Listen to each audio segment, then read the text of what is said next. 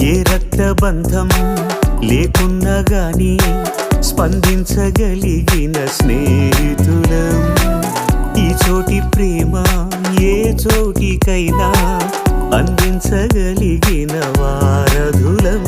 ఓ గుండె నిప్పును ఆర్పడం ఆపడం కదా ఉపకారం. వేరెవరి హాయికో జోలాలి పాడడం